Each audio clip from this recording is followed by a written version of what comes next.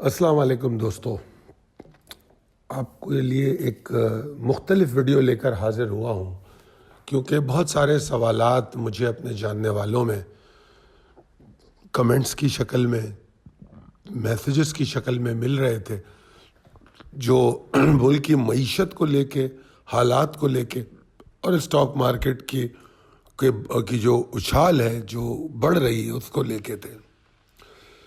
تو ملک کی معاشی صورتحال کو دیکھتے ہوئے کیا ہمیں اسٹاک مارکیٹ سے باہر نکلنا ہوگا؟ یہ ایک بہت کیا جانے والا سوال ہے جو بار بار میرے سامنے آتا رہا۔ تو میں نے سوچا کہ اس پر تھوڑی سی پوائنٹس وائز بات کر لی جائے کہ کون سے ایسے پوائنٹ ہیں جس پہ ہمیں نظر رکھنی چاہیے اور احتیاط کرنی چاہیے۔ پہلے تو مہنگائی اور شرح سود میں جو کمی ہوئی، اس کے باوجود ملک کی معیشت کی ترقی پر شک کیوں ہے ہمیں؟ یہ ایک سوال ہے۔ پھر ہم کہتے ہیں میکرو اور مائکرو انڈیکیٹرز بھی بہت اچھے جا رہے ہیں، پھر کیا وجہ ہے؟ خیر، دونوں تو اچھے نہیں جا رہے، کیونکہ اگر ہم دیکھیں تو جو کافی اشاریے ہیں، انڈیکیٹرز ہیں جو معیشت کے، وہ تو یقینی طور پہ کافی پازیٹیو ہیں، مگر اس میں ایک جو بہت بڑی کمی محسوس کی جا رہی ہے، وہ کمی یہ ہے کہ اس کی امپلیمنٹیشن یا اس کا اثر جو نیچے ماسس تک ہونا ہے، عوام تک، وہ ابھی مکمل طور پہ ہمیں نظر نہیں آ رہا۔ اگر مہنگائی میں کمی ہونی ہے، کچھ چیزوں پہ تو ہم کمی کر پاتے ہیں اور وہ بھی اتنی نہیں کر پاتے جتنی ہونی چاہیے، اور کچھ چیزیں ایسی ہیں جو ایسوسیٹ ہیں۔ جیسے مثال دیتا ہوں کہ آٹے کی پرائس بڑھی، پھر آٹے کی پرائس کم ہوئی، گھی کی پرائس بڑھی اور پھر گھی کی پرائس کم ہوئی، چینی کی پرائس بڑھی، پھر چینی کی پرائس کم ہوئی، مان لیا جناب۔ تو آٹے کی بوری، چینی کی بوری، گھی کے ڈبے پہ تو شاید کچھ تھوڑا بہت فرق دیکھنے میں آ گیا، مگر جو اس سے چیزیں بنتی تھیں یا ان چیزوں کا جہاں استعمال ہے، ان لوگوں نے، جیسے بیکری آئٹم ہے، اگر ان لوگوں نے اپنی قیمتوں میں اضافہ کیا تو کیا ماسس کو اس میں کمی ملی یا نہیں ملی؟ تو ایسا نہیں ہوا۔ تو اگر ہم را مٹیریل کی بات کریں تو را مٹیریل تو وہی خریدتا ہے جو اس کو ویلیو ایڈ کر کے بیچتا ہے، یعنی کہ آٹا کون خریدتا ہے؟ تندور کی روٹی جو بناتا ہے یا بیکری آئٹم جو بیچتا ہے وہ بناتا ہے اور وہ بیچتا ہے۔ تو آپ نے آٹے کی قیمت کم کر دی تو اس کو وہ آٹا سستے میں مل گیا، مگر کیا اس نے روٹی کی قیمت کم کی؟ کیا اس نے بیکری والے نے بیکری کی قیمت کم کی؟ یہ ایک اہم سوال ہے جو بہت ضروری ہے، اور اگر جب تک وہ حل نہیں ہوگا تو بے شک شرح سود میں کمی ہو، مہنگائی میں کمی ہو، جس کو ہم کہہ رہے ہیں انفلیشن نمبرز، اور میکرو انڈیکیٹرز میں فرق آ جائے، مائکرو انڈیکیٹرز میں فرق آ جائے، مگر جب تک عوام تک وہ رد عمل نہیں پہنچے گا اس کا فائدہ کچھ نہیں ہوگا، اور یہ شور اور یہ سوال اٹھتا رہے گا۔ مگر یہاں پر میں نے ایک بات، ہم اپنی اگلی سلائیڈ پہ دیکھتے ہیں، یہ میں آپ کو 20 مئی کی ایک کال دکھا رہا ہوں۔ 20 مئی 2023 کو ہم نے یہ ویڈیو دی، اس ویڈیو کا لنک میں ڈسکرپشن میں بھی شیئر کر دوں گا۔ یہ ہم نے ویڈیو دی اور اس میں ہم نے آپ کو کیا کچھ بتایا کہ اس وقت بھی کیا تھا، شدید سیاسی بحران، انتشار پھیلا ہوا تھا، اداروں کے درمیان جھگڑا تھا، مطلب وہی نقطے جو آج ہیں وہی نقطے تھے۔ درمیان جھگڑا، قانون نافذ کرنے والے ادارے، 9 مئی کو اہم تنصیبات پہ جو حملے ہوئے اس میں ان کی سنجیدگی نظر آ رہی تھی اس حوالے سے۔ تو تاجروں کے پاس آپشن کیا ہے، یہ تمام باتیں ہم نے بتائیں۔ پھر ہم نے ایک بات بتائی کہ مہنگائی کو شکست کیسے دی جائے، یہ تھا ایک اہم سوال، اور اس کے لیے ہم نے بریتنگ اسٹریٹجی یا بریتھ اسٹریٹجی آپ کو انٹروڈیوس کی۔ وہ کیا تھی؟ کچھ چیزیں ایسی ہوتی ہیں جو ہمارے ہاتھ میں نہیں ہوتی، کہ میں یہ کہوں کہ میں فلانا ٹیکس کم کر لوں گا اسٹاک مارکیٹ میں جا کے، تو یہ تو نہیں کر سکتا میں، ٹھیک ہے نا؟ تو جو چیزیں ہمارے ہاتھ میں نہیں ہوتی ان سے لڑا نہیں جا سکتا۔ 20 مئی 2023 کی یہ کال ہے، اور 20 مئی کے بعد سے اب تک 18 مہینے ہوئے۔ 18 مہینے میں 73,797 پوائنٹ مارکیٹ اوپر چڑھ گئی، یعنی کہ 178% کا شاندار اضافہ ہوا۔ اب سوال یہ ہے کہ اگر میں اس لڑائی کا حصہ بنتا کہ جی کچھ ٹھیک نہیں ہوا، فلاں خراب ہے، فلاں خراب ہے، فلاں خراب ہے، تو میں اپنی جو آمدنی ہے اس کو کیسے بڑھا پاتا؟ تو یہاں پر میں نے یہ طریقہ بتایا تھا کہ مہنگائی کو شکست کس طرح دیں، جہاں پہ پروفٹ ہونے کے چانسز ہیں کیوں نہ ہم اس طرف چلے جائیں. جس طرح 2022 کے اندر میں نے یہ 21 ستمبر ہے شاید، 21 ستمبر میں جس طرح میں نے ریئل اسٹیٹ سے باہر آنے کی ویڈیو کی تھی کہ باہر آئیے، تو اسی طرح میں نے 2023 کے شروع میں آپ کو اسٹاک مارکیٹ میں انویسٹ کرنے کی بات کی. اور یہ تمام چیزیں یہ وہی سلائیڈیں ہیں جو اس ویڈیو میں تھی جو یہاں میں آپ کو دکھا رہا ہوں، کہ چاہے آپ student who, retired person who, آپ سوچیں اور اسٹاک مارکیٹ میں انویسٹ کریں. یہ مئی 2023 کی بات تھی. تو اب چلتے ہیں اگلی سلائیڈ پہ کہ آخر ایسے وہ کون سے تھریٹ ہیں پاکستان اسٹاک ایکسچینج کو، خطرات کیا ہیں. ٹھیک ہے نا. نمبر ایک بات یہ کہ پاکستان اسٹاک مارکیٹ نے ہم نے اپنی جو ویکلی ویڈیوز ہوتی ہیں اس میں تذکرہ ہم کر چکے ہیں کہ ہم کتنا اس میں کما چکے ہیں. ٹھیک ہے نا، کتنے پرسنٹ مارکیٹ اوپر آ چکی ہے. اور بار بار ایک بات کو بہت پرزور انداز میں کچھ ہفتوں سے کہا جا رہا ہے کہ آج کل پاکستان اسٹاک ایکسچینج جو ہے ٹریڈنگ کی مارکیٹ ہے، انویسٹمنٹ کی نہیں ہے. اس کا کیا مطلب ہے؟ اس کا مطلب یہ ہے کہ جو لوگ جلدی یا کوئک ڈیسیشن لے سکتے ہیں وہ اسٹاک مارکیٹ میں ٹریڈنگ کریں. اور اگر آپ یہ سوچ رہے ہیں کہ اسٹاک مارکیٹ کو یہاں سے مجھے میرے اسٹاک پہ 200% گین ملنا ہے، 300% گین ملنا ہے، تو ٹھیک ہے ملے گا، مگر اس کے لیے آپ کو پیشنس کے ساتھ انویسٹمنٹ کرنی پڑے گی. فوری طور پہ چڑھتے ہوئے اسٹاکس میں اگر آپ خریداری کریں گے تو ہو سکتا ہے آپ ٹاپ پہ کھڑے رہ جائیں اور پھر مارکیٹ آپ کو کریکشن لیتی ہوئی نظر آئے.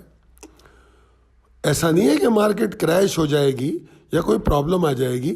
کریکشن تو مارکیٹ کا ایک نیچرل، بالکل نیچرل رد عمل ہے، تو وہ تو ہو سکتا ہے. تو کیوں نہ ہم اپنی انویسٹمنٹ کی جو بائنگ ہے وہ اس وقت پلان کریں جب مارکیٹ کریکشنل فیز میں آئے گی، اور اس وقت ہم اپنے اس فنڈز کو یوز کریں جو ہم ٹریڈنگ میں یوز کرنا چاہتے ہیں. ٹھیک ہے نا. اور کیا وجہ ہے کہ ٹریڈنگ کی مارکیٹ میں جو ہم آپ کو انویسٹمنٹ سے روک رہے ہیں، وہ کیا خطرات ہو سکتے ہیں؟ تو جناب اس سلائیڈ میں نے آپ کو reasons for having exit strategy in P S X بتایا ہے کہ آپ کے پاس کیا وجوہات ہیں کہ تیار ہونا چاہیے آپ کو کہ جہاں بھی ہمیں موقع نظر آئے ہم اپنے اسٹاک بیچیں گے، باہر نکلیں گے. دیکھیے، سب میں پہلی وجہ ایک کاروباری کے لیے ہوتی ہے انٹرنل سیکیورٹی تھریٹس. کوئی بھی آدمی اگر کاروبار شروع کرنا چاہتا ہے تو وہ پہلے امن کا متلاشی ہوتا ہے. پاکستان میں اس وقت انٹرنل سیکیورٹی تھریٹ ہے، اور اس حوالے سے خیبر پختونخوا میں آپ دیکھ رہے ہیں کہ امن معاہدے کے بعد بھی پارا چنار میں کرم ایجنسی میں آپ کو پتہ ہے کہ آج پھر فائرنگ ہو گئی. خیبر پختونخوا تو تھریٹس میں گھرا ہوا ہے ہی ہے، مگر بلوچستان، سندھ اور پنجاب بھی بچے ہوئے نہیں ہیں. اکا دکا واقعات ہمیں کہیں نہ کہیں مل ہی جاتے ہیں. پھر اس کے بعد جو آپ کے سامنے جو سب میں میجر کنسرن آپ کو سمجھنا چاہیے، جو شاید میڈیا میں اتنا واضح نہ ہوتا ہو، کہ چائنیز اگر آپ کے سے ناراض ہیں تو اس کی میجر وجوہات کیا ہیں؟ Internal security threats. کیونکہ جتنا کام پچھلے دور میں جب سی پیک شروع ہوا، زور و شور سے شروع ہوا، اس کے بعد وہ سلو کیوں ہوا؟ اس کی وجہ ہمارے پولیٹیکل نظام بھی تھا، پھر اور بھی بہت سارے ریزن تھے. ہمارے اداروں کی نااہلی تھی کہ ہم ان کو سیکیورٹی پرووائڈ نہیں کر سکے، اور پولیٹیکل جو رجیم آئیں انہوں نے سی پیک کو سیریس نہیں لیا، بلکہ سی پیک کے خلاف بیانات تک دیے. تو ان تمام ریزنز کو لے کے چائنا ہم سے کافی ناراض ہوا، اور اس خطے میں ہم نے یہ ایک فرق پیدا کیا تھا کہ ہم چائنا کے ساتھ ٹریڈ کر کے اپنے آپ کو انڈیپینڈنٹ کرنے کی، کسی حد تک یا پرانی ایفیلیشن سے کو برابری کرنے کی یا ٹکر دینے کی کوشش کر رہے تھے، جو کہ ایک بہت اچھی اسٹریٹجی تھی. اب اس انٹرنل سیکیورٹی تھریٹس کے ہوتے ہوئے کبھی بھی کوئی ایسی بات ہو سکتی ہے جو ہمارے لیے معیشت کے لیے پرابلم بنے. تو اگر پرابلم بنے گی تو اس کے لیے پھر ہم کو تیار ہونا پڑے گا. دوسرا پوائنٹ میں نے دیا ہے چینجز ان گلوبل پالیٹکس. یہ بھی ایک بہت اہم بات ہے جو صرف ہم ہی نہیں، دنیا کے تمام کنٹریز کی جو فارن افیئرز ہیں وہ اس بات پہ سر جوڑ کے بیٹھے ہوئے ہیں کہ جو ٹرمپ صاحب حلف اٹھائیں گے تو اس کے بعد کیا کریں گے. ان کے مشیران اور ان کی جو کیبنٹ میں عظیم عظیم لوگ انہوں نے لیے ہیں، وہ جن کے پولیٹیکل بیک گراؤنڈز بھی نہیں ہیں، اور جو صرف مطلب اگر آپ تھوڑی سی ہسٹری پر توجہ دیں تو میرا مشورہ ہے ان میں سے 2-3 کی ہسٹری پڑھ لیجیے گا تو وہ آپ کو بیلنس لوگ بھی نظر نہیں آئیں گے.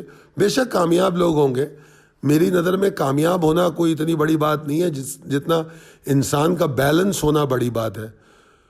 تو ٹرمپ انتظامیہ کے آنے کے بعد جو ان کی کیبنٹ اور ان کے مشیران ہیں، ان کی وجہ سے پوری دنیا کو یہ تھریٹ لگا ہوا ہے کہ پتہ نہیں یہ آگے کیا کرے گا. تو change in global politics will impact the economy, not only global بلکہ ہر ممالک کو اپنی معیشت کے بارے میں سوچنا پڑے گا. پھر اس کے بعد پوائنٹ آ جاتا ہے regional wars and new war threats. Russia اور یوکرین کی وار تو چلی رہی ہے، فلسطین کے اندر تو مصیبت چلی رہی ہے. اب نئے وار تھریٹس کیا ہو سکتے ہیں؟ کیا ایران پہ کوئی حملہ ہو سکتا ہے یا کہیں کوئی اور مصیبت ہو سکتی ہے؟ یوکرین کا کیا انجام ہونا ہے، وہ کب جا کے رکے گی؟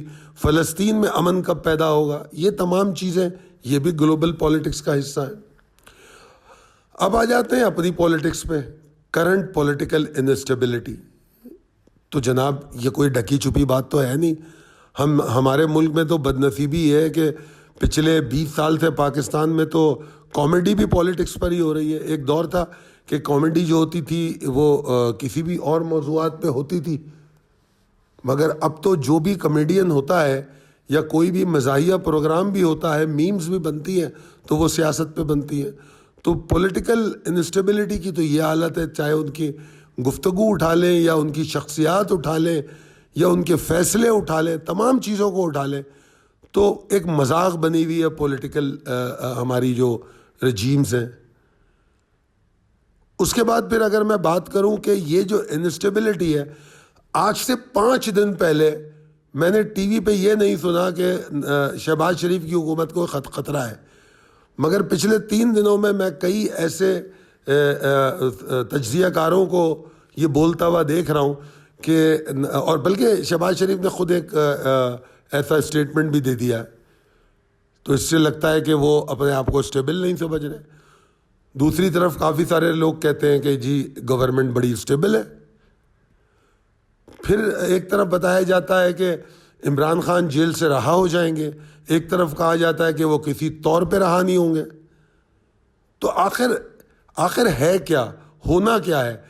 اور مجھے جو سب میں بہت ہی بری بات لگی، جو میں نے کچھ تجزیہ کاروں کے منہ سے یہ جملہ سنا جو مجھے بہت برا لگتا ہے، کہ موجودہ سیٹ اپ جو ہے، یا وہ بیسیکلی یا تو اسٹیبلشمنٹ پہ پوائنٹ کرتے ہیں یا وہ ایسے ہم لوگوں نے بڑے اچھے اچھے الفاظ جو ہیں ان کا استعمال سیکھ لیا ہے.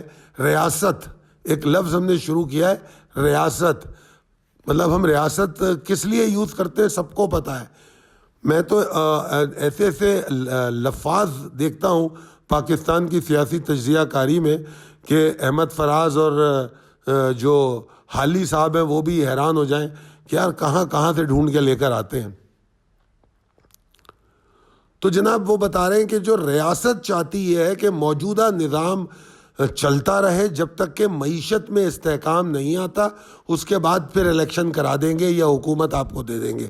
مطلب آپ اس کو اگر تھوڑا سا اس کی ڈیپتھ میں جائیں تو مجھے تو اس میں سراسر نیگیٹیوٹی نظر آتی ہے. یعنی کہ آپ یہ چاہتے ہیں کہ انٹینسو کیئر میں جو معیشت یا ملک عوام پڑی ہوئی ہے اس کو تھوڑی سی وینٹیلیٹر سے باہر آ جائے وہ، پھر ہم اس کو واپس وہی نظام دے دیں گے یا واپس وہی لوگ دے دیں گے جو جن کو جو کرنا ہے وہ کرتے رہیں. سسٹم ٹھیک کرنے کی کوئی بات نہیں کر رہا. میں یہ نہیں کہہ رہا کہ ہائیبرڈ نظام رہے یا جمہوری نظام رہے یا ڈکٹیٹرشپ رہے. میں کسی ایک کو پوائنٹ نہیں کر رہا، میں الفاظ کی بات کر رہا ہوں، میں جملوں کی بات کر رہا ہوں کہ ان جملوں میں چھپا ہوا کیا ہے، ان جملوں میں یہ چھپا ہوا ہے کہ بھائی یار فی الوقت معیشت ٹھیک نہیں ہے, ہم سب کے پیسے رکے ہوئے ہیں, یہ ٹھیک ہو جائے پھر دوبارہ کھیل وہیں سے شروع کر لیں گے. یار یہ کیا بات ہے یار. مطلب پاکستان کی سلامتی, پاکستان کی عوام, ان کا سکون, ان کے رائٹس, ان کے لیے کوئی پریشان نہیں ہے. وہ سیاستدان کو یہ لالی پاپ دے رہا ہے کہ ذرا سی معیشت اسٹیبل ہونے دو پھر حکومت تم کر لینا. یہ کیا بات ہے, عجیب و غریب بات ہے. پھر اس کے بعد میں اگر دیکھوں تو tug of war between institutions, بالکل یہ تو میں پچھلے 1.5-2 سال سے بار بار اپنی ویڈیوز میں بتا چکا ہوں کہ جو judicial activism, establishment, political forces, مطلب اور اس میں صرف جوڈیشل یہ 2-3 ادارے نہیں ہیں, بلکہ کچھ ادارے تو ایسے ہیں جن کا نام منظر عام پہ نہیں آتا. بیوروکریسی کی اگر ہم بات کریں, مختلف اداروں میں بیٹھے ہوئے بیوروکریٹ بھی اپنے کھیل کھیل رہے ہیں. تو تمام مل کے آپس میں ان میں ایک ٹگ آف وار کی کیفیت ہے جو نہ ملک کو آگے بڑھنے دے رہی ہے نہ اوپر جانے کی بات ہو سکتی ہے.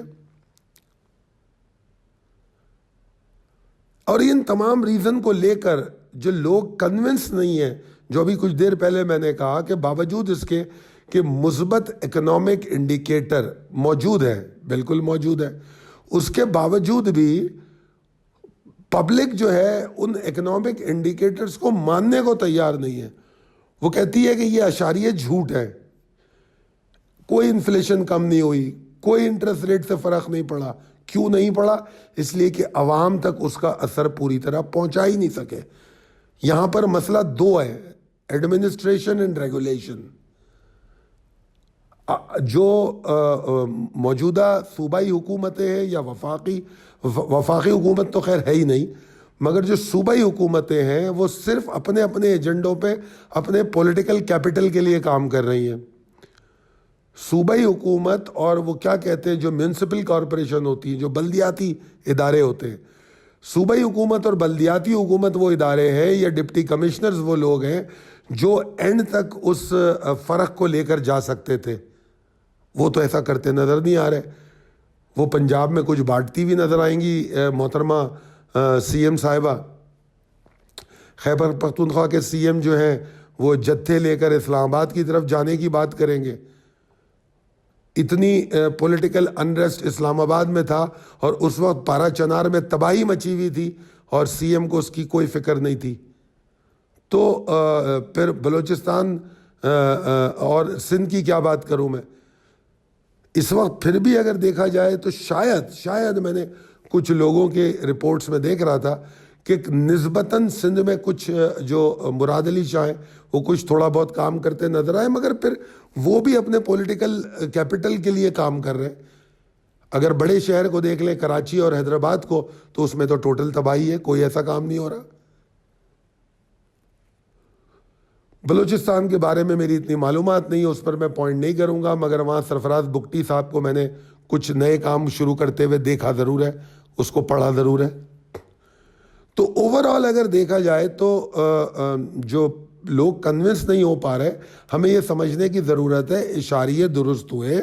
ہم بجائے یہ کہ سری لنکا بنتے, ہم نے اپنی اکانومی کو باٹم سے پہ روک دیا, ہم وہاں سے گروتھ نہیں ہوئی. اگر کوئی یہ کہے کہ اکانومی بہت اوپر آ گئی ہے تو نہیں, یہ تو غلط ہوگا, بالکل بھی نہیں. ہم یہ کہیں کہ ہماری جی ڈی پی بہت بڑھ گئی, ہماری ایکسپورٹس بہت بڑھ گئی, نہیں, ایسا کچھ بھی نہیں ہوا. ہم نے بیسیکلی اپنے جو کاروباری ایکٹیویٹیز تھی ان کو روک کے اخراجات کو کم کیا ہے. یہ میں ان اخراجات کی بات کر رہا ہوں جو لوگوں کے اخراجات ہیں, ان کو کرٹیل کیا ہے, جس سے آپ کو یہ فرق نظر آیا اشاریوں میں. مگر ریالٹی میں وہ فرق جو ہے ابھی ماسز تک, عوام تک نہیں پہنچا, تو اس لیے لوگ کنونس نہیں ہو رہے. اور یہ بات اگر مجھے سمجھ میں آتی ہے تو میں حیران ہوں کہ میرے چاروں سی ایم اور وزیر اعظم ان کو کیوں نہیں سمجھ میں آتی. میں اس بات پہ حیران ہوں. اب یہاں پر ایک بہت اہم پوائنٹ جس کو لے کے میں ڈسکس کرنا چاہوں گا کہ ہم صبح سے شام تک کٹورا لیے ہوئے مختلف جگہوں پہ بھیک مانگنے جاتے ہیں. IMF ایشین ڈیولپمنٹ پروگرام, تو فلانا پروگرام, یہاں سے پیسے آ جائیں, انوائرمنٹ میں کچھ پیسے آ رہے ہیں, فلاں جگہ پہ کچھ پیسے آ رہے ہیں, کوسٹل اس میں کچھ پیسے آ رہے ہیں, ہر جگہ ہم پیسے مانگنے جا رہے ہیں. وزیر اعظم جہاز کو, ہوائی جہاز کو چنچی بنا کے بس گھومتے رہتے ہیں کہ کبھی وہاں سے کچھ ایگریمنٹ کرا لیں, کبھی وہاں سے ایک دو کاروباریوں کو پکڑ کے لے آئیں. اچھی بات ہے, بہت اچھی بات ہے, لے کر آئیں. مگر بھائی جب میں کوئی تھیلے میں آٹا لینے جاتا ہوں تو آٹا تو میں ڈلوا لوں گا, مگر پہلے تھیلی کے بوری جو ہے میری, اس میں اگر کوئی سوراخ ہے اس کو تو بند کروں میں. اس سوراخ کو بند کرے بغیر اگر اس میں منو آٹا بھی ڈلوا لوں تو وہ اس سوراخ سے گر جائے گا. تو پیسے مانگنے سے پہلے یا بزنس لانے سے پہلے یا بزنس مین کو کنونس کرنے سے پہلے انٹرنل سیکیورٹی تھریٹس تو ختم کر لو, پولیٹیکل انسٹیبلٹی کو تو ختم کرو, tug of war between institutions تو کم کرو, تاکہ ان کو سکون تو ملے. صرف سمجھتے ہو کہ اسٹاک مارکیٹ 1 لاکھ میں دکھا کے آپ باہر سے پیسے لے آؤ گے, ناممکن ہے یہ ناممکن ہے. آپ کو اگر کہیں لون بھی لینا ہوتا ہے تو 1 نہیں 3 سے 4 چیزیں دیکھی جاتی ہیں. آپ جاب کرتے ہیں, آپ کی کریڈیبلٹی کیا ہے, آپ کا کریڈٹ کیسا ہے, آپ کے اثاثجات کتنے ہیں. اگر میں صرف یہ بتا دوں کہ ہاں جی میں کام کرتا ہوں پنکچر کی دکان پہ, تو مجھے کیا لون مل جائے گا؟ نہیں یار, باقی اشاریے بھی ٹھیک کرنے پڑیں گے. اور یہاں پر 3 اہم پوائنٹ جو میں نے پوائنٹ کیے ہیں کہ country is focusing on landers, but ہم نے پچھلے 2 1.5 3 4 مہینوں میں انٹرنیٹ کو برباد کر کے جو لاس کیا ہے ڈالرز میں, اس کا کوئی اندازہ ہے؟ مطلب میرے منہ سے تو وہ اماؤنٹ بھی نہیں نکل پائے گی پاکستانی روپیز میں جتنا نقصان ہم کر چکے ہیں. اور اس کی جو میجر وجہ ہے آپ کو پتہ ہے کیا ہے؟ اس کی میجر وجہ یہ ہے کہ جو فیصلہ ساز ہے نا پاکستان میں فیصلہ ساز جو ہیں وہ عجیب و غریب ہیں. اگر کرکٹ یا ہاکی کا کوچ یا جو بورڈ کا چیئرمین ہے, وہ اگر کوئی ایسا آدمی بیٹھا ہو جس کو کرکٹ ہاکی کا پتہ نہ ہو, تو وہ اس بورڈ کو کیا چلائے گا؟ یہاں پر جو ادارے اس وقت معیشت پہ فوکس کر رہے ہیں, میں کھل کے بات کروں گا, SIFC کی بات کر رہا ہوں میں. SIFC ہے, اس کے اندر کتنے ایسے لوگ ہیں جو معیشت دان ہیں, پہلے تو آپ جا کے یہ دیکھ لیجئے. پھر یہ جو سلو انٹرنیٹ کا فیصلہ کرنے والے جو فیصلہ ساز ہیں, ان کو معیشت کا پتہ کیا ہے؟ جب پاکستان میں یہ ہوگا, ان کو یہی نہیں پتا, صرف ایک آدمی عمران خان اور اس کی جو پارٹی ہے تحریک انصاف, اس کا جو پروپیگنڈا ہے, جھوٹا پروپیگنڈا ہے, اس کو روکنے کے لیے پورے 25 کروڑ عوام کی زندگی کو کیا مشکل کر دیا جائے گا؟ پاکستان کی معیشت جس کے لیے صبح سے شام تک SIFC اور وزیر اعظم روتے رہتے ہیں کہ ہم معیشت ٹھیک کر رہے ہیں, ہم معیشت ٹھیک کر رہے ہیں, آپ کو نہیں پتا کہ معیشت کو کتنا بڑا ڈینٹ لگ رہا ہے سلو انٹرنیٹ سے؟ کتنے لوگ ہیں جو پاکستان سے باہر موو ہونا چاہتے ہیں, کتنا ای کامرس میں پاکستان میں کتنا کام ہو رہا ہے, اور وہ سارا کام متاثر ہوا ہے. اس کا احساس ہے کچھ؟ صرف ایک آدمی کو روکنے کے لیے. یار عقل کو استعمال کرو, اور بھی طریقے ہو سکتے ہیں روکنے کے. اور اس طرح روکنے سے نہ آپ اس کو روک پائے, دوسری طرف عوام کو مشکلات پیدا کر دی آپ نے. کبھی انٹرنیٹ بند ہو جائے, کبھی فون کے سگنل کلوز ہو جائیں. مطلب آپ کہتے ہو کہ آپ بہترین سیکیورٹی فراہم کرتے ہو, آپ ایک مذہبی جلوس تو آپ کسی روڈ سے گزار نہیں سکتے بغیر سگنل بند کیے, تو پھر آپ کلیم کرتے ہو کہ you are the best security. I don't think so. 9/11 پہ میں نے امریکہ کے اندر خود رہتے ہوئے دیکھا ہے کہ 9/11 کے بعد کوئی ناکہ نہیں لگا روڈ پہ, اور جس وقت وہ جہاز ٹکرائے تھے اس کے 1 گھنٹے کے بعد میں خود ڈاؤن ٹاؤن میں تھا, شکاگو کے، اور میں نے ایک جگہ پر بھی مجھے پولیس موجود تھی، ڈاؤن ٹاؤن خالی کروا رہی تھی، کسی نے مجھے روکا نہیں کہ تم یہاں کیا کر رہے ہو، کوئی ناکہ نہیں لگا ہوا تھا، اسنیپ چیکنگ نہیں ہو رہی تھی۔ سیکیورٹی انٹیلیجنس سے ہوتی ہے، انٹیلیجنس کو ٹھیک کریں اپنی، اور سب میں پہلے تو اس کے اندر سے جو باعث لوگ ہیں ان کو اپنے لوگوں کو پکڑیں جو آپ کے ادارے کو صحیح چلنے نہیں دے رہے، چاہے وہ پولیس ہو، چاہے وہ حکومت ہو، چاہے وہ بیوروکریسی ہو، چاہے وہ جوڈیشری ہو، چاہے وہ انٹیلیجنس ایجنسیز ہو، کوئی بھی ہو، وہی لوگ ہیں نا جو غلط رپورٹنگ کر کے آپ سے غلط فیصلے کروا رہے ہیں۔ تو ان کو نکالیے اور کمپیٹنٹ لوگوں کو بھرتی کیجیے۔ انٹرنیٹ سلو کرنے سے کیا مسئلہ حل ہوگا؟ معیشت کو آپ نے ڈنٹ پہنچایا ہے اور پھر آپ پیسے مانگنے جا رہے ہیں۔ آپ انٹرنیٹ یہاں دے نہیں سکتے اور 5G 6G اور آپ 10G تک جانے کی باتیں کرتے ہیں۔ کون سی کمپنی یہاں کے کام کرے گی جہاں پر انٹرنیٹ کی پرابلم ہو، وی پی این چلانا ہو، اور وی پی این چلانا ہو تو پھر وی پی این پہ مسائل۔ تو سوچئے یہ وہ ایشوز ہیں جس کی وجہ سے پاکستان کی معیشت کو نقصان ہونا ہے، فائدہ کچھ نہیں ہونا۔ پھر اس میں نے ایک دوسرا پوائنٹ رکھا کہ keep on farming new institution without any reason. یار تصور کیجئے آپ کہ آپ کے پاس FIA موجود ہے، اس کے بعد آپ اینٹی کرپشن بنا دیتے ہیں، پھر آپ نیب بنا دیتے ہیں۔ ہر آنے والی حکومتوں نے کچھ ادارے ہمیں اپنی جہیز میں لا کے دیے، وہ تو پھر چلے جاتے ہیں یا اتار دیے جاتے ہیں، وہ ادارے وہیں کھڑے رہ جاتے ہیں، اور ان اداروں کے وہاں کھڑا رہنے سے جو نقصان ہوتا ہے، کیونکہ ہر ادارے میں 20 گریڈ کے کتنے افسر ہوتے ہیں، 22 گریڈ کے کتنے ہوتے ہیں، 18 16 17 14 12 پیون تک کتنے سارے امپلائی ہوتے ہیں، پھر کل ان کی پینشنز ہوتی ہیں۔ ریلوے اور PIA تو آپ سے سنبھلا نہیں، ایک پہ ایک ادارہ بناتے چلے جائیں، جو نئی حکومت آتی ہے، ارے بھائی آپ FIA کو ٹھیک کریں، نیا ادارہ کیوں بنا رہے ہیں؟ اینٹی کرپشن کی آپ کو کیا ضرورت ہے؟ FIA کس لیے؟ آپ کو نیب کی کیا ضرورت ہے؟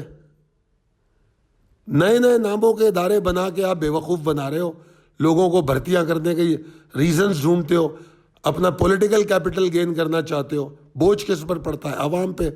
IMF کہتا ہے خرچے کم کرو، آپ اپنے خرچے کم کرنے کے بجائے اور بڑھا رہے ہو۔ حکومت نے اپنے خرچے کتنے کم کیے، ججوں نے اپنی تنخواہیں کتنی کم کی، کتنے لوگوں کو جو پلاٹ ملتے ہیں وہ پلاٹ کم ہوئے؟ کچھ بھی نہیں۔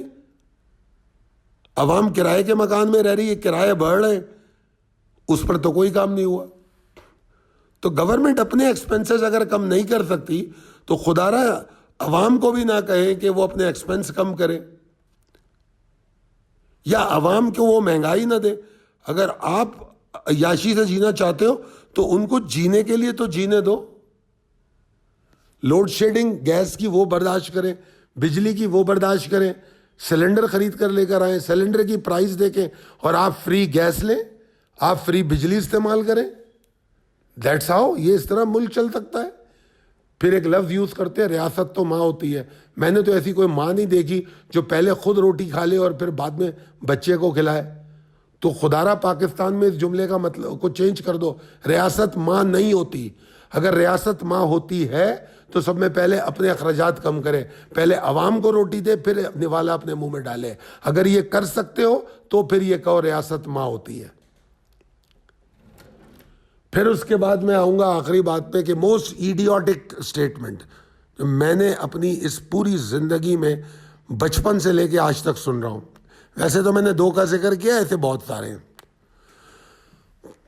پاکستان کا جو سربراہ ہوتا ہے، وزیر اعظم یا ادارے کا سربراہ، وہ بڑے کرو فر سے یہ بیان دیتا ہے کسی کو ملک میں دہشت گردی کرنے کی اجازت نہیں دیں گے۔ ارے آپ سے پوچھتا کون ہے بھائی؟ آپ سے اجازت لے کے کون دہشت گردی کرتا ہے؟ عقل کو ہاتھ ماریں، جا کے دہشت گردوں کو روکیں، بکواس نہ کریں کہ ہم جو ہے کسی کو دہشت گردی کی اجازت نہیں دیں گے۔ وہ آپ سے پوچھ کے نہیں کرتا، وہ کر کے چلا جاتا ہے۔ آپ لاشیں سمیٹتے ہو، آپ صرف لاشیں سمیٹتے ہو اور اخبار میں ان کے ناموں کے ساتھ شہید لگاتے ہو۔ مجھے نہیں معلوم وہ شہید ہیں یا نہیں ہیں، مجھے تو اتنا معلوم ہے کہ وہ آپ کی نااہلی کا شکار ہوئے اور مر گئے. تو یہ اسٹیٹمنٹ مت دیں اپنے اداروں کی. اور یاد رکھ لیں دوستو، میرے ویورز، جو ادارے کا سربراہ آپ کو کبھی بھی اپنے ادارے کی تعریف کرتا ہوا نظر آئے تو آپ سمجھ لیجئے کہ وہ ادارہ سب میں ورسٹ ہے، اس لیے کہ اس کو خود سے تعریف کرنے کی ضرورت پڑ رہی ہے.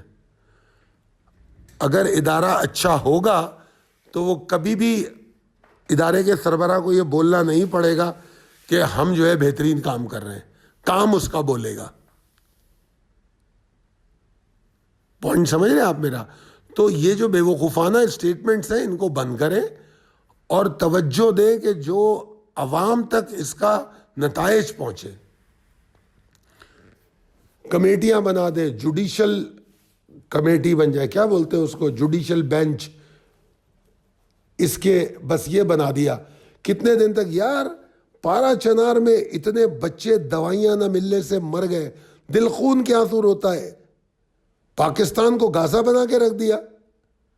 دوائیں نہ ملنے پہ پاکستان کے سرحدوں کے اندر ایک علاقے میں 100 بچے جاں بحق ہو جاتے ہیں.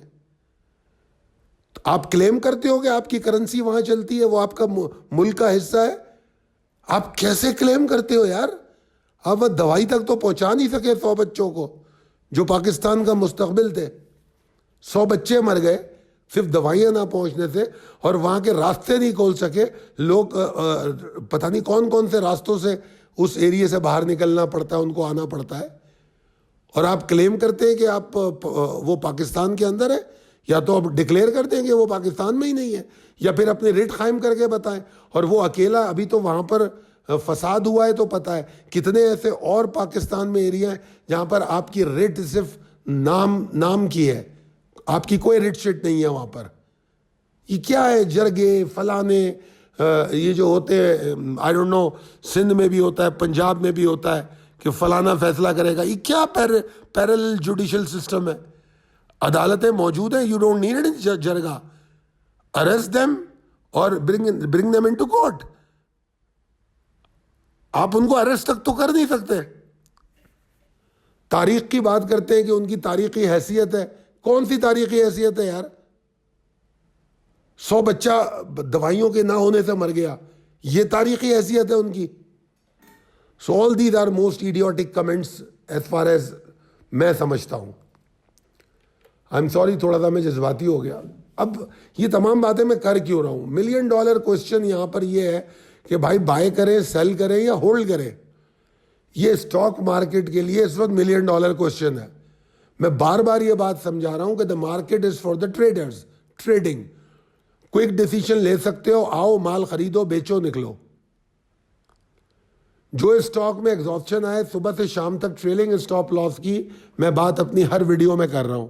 ٹریلنگ اسٹاپ لاس لو، باہر آؤ. ٹریلنگ اسٹاپ لاس لو، باہر آؤ. That's how you have to work. اگر آپ کو، ورنہ پھر مارکیٹ اوپر کھڑی ہو، آپ کو ہائی دکھائے گی اور اس کے بعد آپ بیٹھے رو رہے ہوں گے. اور خدا کے لیے جو بروکرز والے اسٹاک ہیں، جن کو میں بروکرز بیبی کہتا ہوں، پینی اسٹاک، ان کے نشے سے باہر نکلیں. ان کے نشے سے باہر نکلیں. اچھے فنڈامنٹل اسٹاک کی بات کریں جو آپ کو پورٹ فولیو میں بھی دیے جا رہے ہیں. اور اگر آپ پورٹ فولیو بائنگ کر رہے ہیں یا medium term long term buying کر رہے ہیں تو اپنے اندر پیشنس پیدا کریں. تو اگر بائی کرنا ہے تو ٹریڈنگ کے لیے کریں، سیل کرنا ہے تو ایگزاسشن کے پہلے سگنل پہ کر دیں. ٹریلنگ اسٹاپ لاس کر لیں اگر آپ سے سیل نہیں ہوتا. اور ہولڈ کرنے کی بات ابھی نہ کریں. کریں گے ہولڈ، اور کچھ اسٹاک ہم نے ہولڈنگ کے دیے بھی ہیں مگر وہ بہت کم اسٹاک ہے، اور ان کی ایک بائنگ رینج ہے کہ ان کو کہاں پہ بائی کرنا ہے پھر ہولڈ کرنا ہے. ان کو ٹاپ پہ بائی کر کے ہولڈ نہیں کرنا. اور یہ تمام انفارمیشن آپ کو دی جا چکی ہے. امید کرتا ہوں کہ یہ تھوڑی سی جذباتی ویڈیو تھی مگر بہت سارے سوالات تھے تو میں نے سوچا آپ کو ان کے جواب دیے جائیں. اگر آپ کو لگتا ہے کہ ہماری ویڈیو کسی کام کی ہے تو اپنے نیٹ ورک میں اپنے دوستوں کے ساتھ ضرور شیئر کیجئے. ہمارا نمبر موجود ہے اگر آپ پاکستان مرکنٹائل ایکسچینج میں کام کریں یا پاکستان اسٹاک ایکسچینج میں. 0345619043 پر رابطہ کریں. ہمارا ویب ایڈریس بھی موجود ہے. فالو کیجیے. بہت شکریہ. اللہ حافظ.